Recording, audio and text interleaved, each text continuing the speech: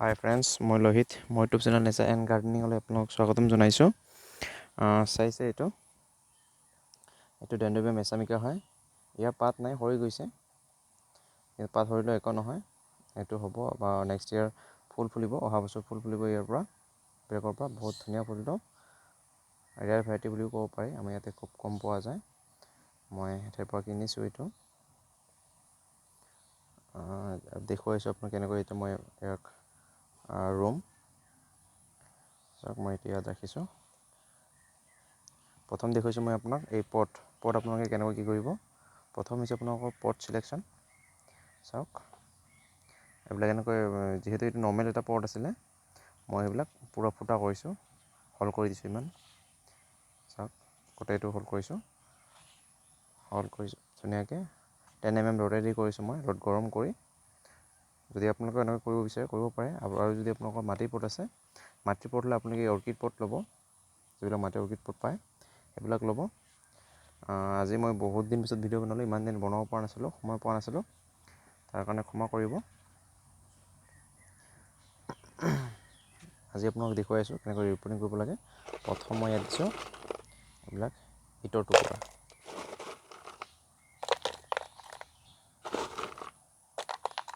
তাৰপিছত মই দিছোঁ এইবিলাক এঙাৰ। তাৰপিছত মই ইয়াত এইবিলাক নাৰিকলৰ বাকলি, এঙাৰ, ইটৰ টুকুৰা এইবিলাক মই মিক্স কৰি লওঁ।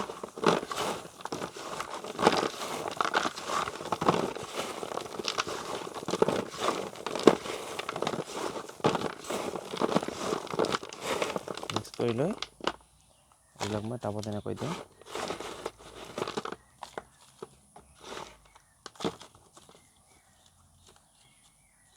দি মই এতিয়া এইটো ৰুম চাওক কেনেদৰে ইয়াত এনেকৈ এইবিলাক দি এনেকৈ থিয় কৰি ৰাখিব লাগে। আপোনালোকে পাৰে আনে অকল যে টাবতে ৰুবলৈ সেইটো নহয়, আপোনালোকে কাঠৰ টুকুৰা বা গছতো লগাই দিব পাৰে এইটো। তথাপি তাতেও ধুনীয়া হ'ব।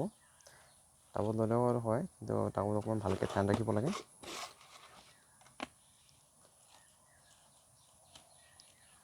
ইয়াত আপুনি একো নালাগে, অকল পানী স্প্ৰে কৰি থাকিলে হ'ল।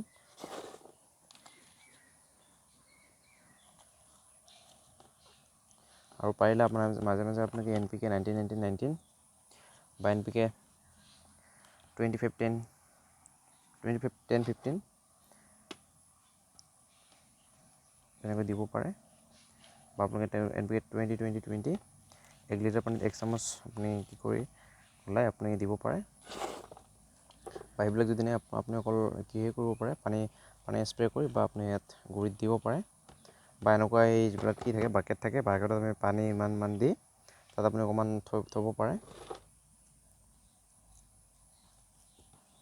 অকণমান প্ৰেছ কৰি দিওঁ, হেঁচি দিওঁ, যাতে সেইটো বাগৰি নপৰে।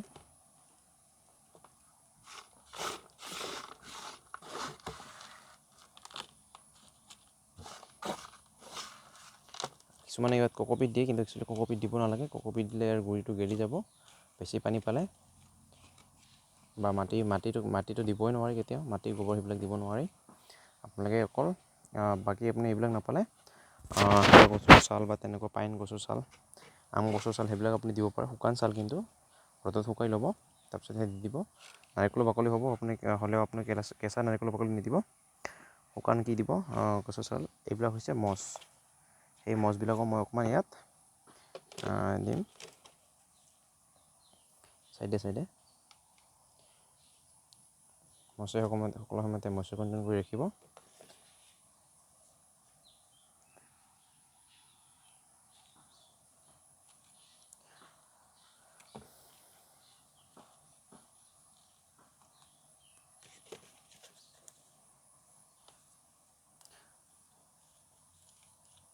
আৰু পাৰিলে আপুনি ইয়াক যিকোনো আপোনাৰ যদি গ্ৰীণ হাউচ আছে, গ্ৰীণ হাউচত ৰাখিব। গ্ৰীণ হাউচত থাকিলে আপুনি গছৰ তলত হেঙিং কৰি ৰাখিব পাৰে বা বাৰান্দাত ৰাখিব পাৰে।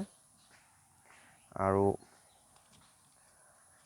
যিকোনো বা বেলকনি তেনেকুৱা ঠাইত ৰাখিব পাৰে।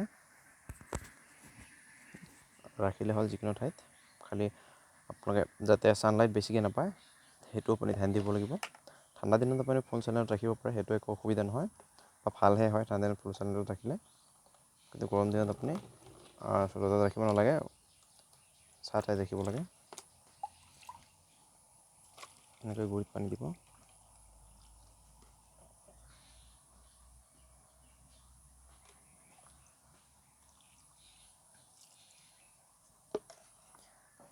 হৈছে এইখিনিয়ে, আৰু পাৰিলে যদি মই সময় পাওঁ দৈনিক বনাম এখনকৈ ভিডিঅ'। আজিলৈ ইমানেই। যদি ভিডিঅ'টো ভাল লাগে তেনেহ'লে লাইক কৰক, শ্বেয়াৰ কৰক, ছাবস্ক্ৰাইব কৰক, লগতে বেল আইকনটো দবাই দিয়ক।